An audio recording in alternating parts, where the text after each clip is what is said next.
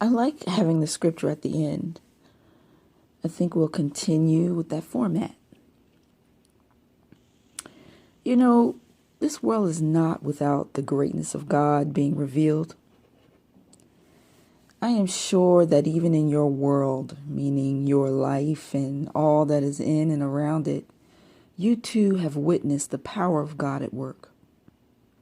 But because we either have what we want and are content, or don't have what we want and are discontent or angry, we close our hearts.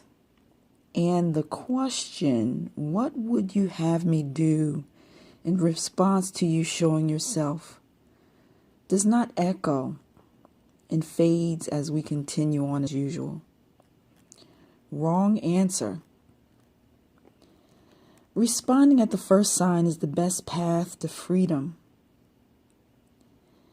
The Father is rich with grace, but time is not. It runs out. In this familiar passage at the start of God's unfolding work to have the Hebrew people released from Egyptian enslavement, Pharaoh gets his sign. And I believe it was not just in the rod turning to a serpent, but in the conclusion that the God serpent swallowed up the two serpents of Pharaoh's sorcerers. Ha! Oh, that's funny to me. This showing there is no power greater.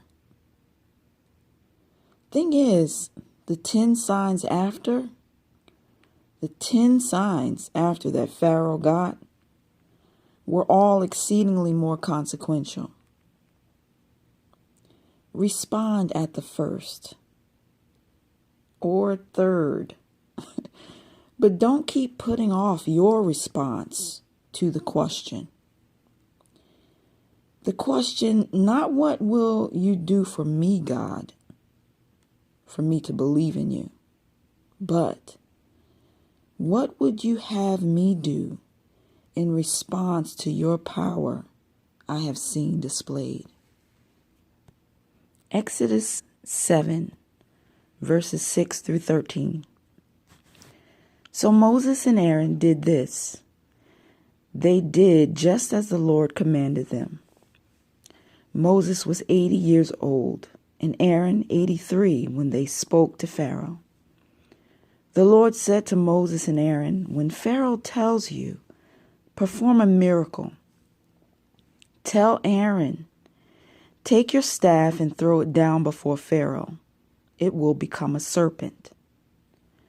So Moses and Aaron went in to Pharaoh and did just as the Lord had commanded. Aaron threw down his staff before Pharaoh and his officials, and it became a serpent. But then Pharaoh called the wise men and sorcerers, the magicians of Egypt, and they also did the same thing by their occult practices. Each one threw down his staff, and it became a serpent. But Aaron's staff swallowed their staffs.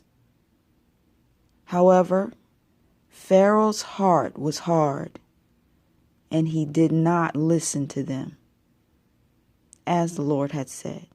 I like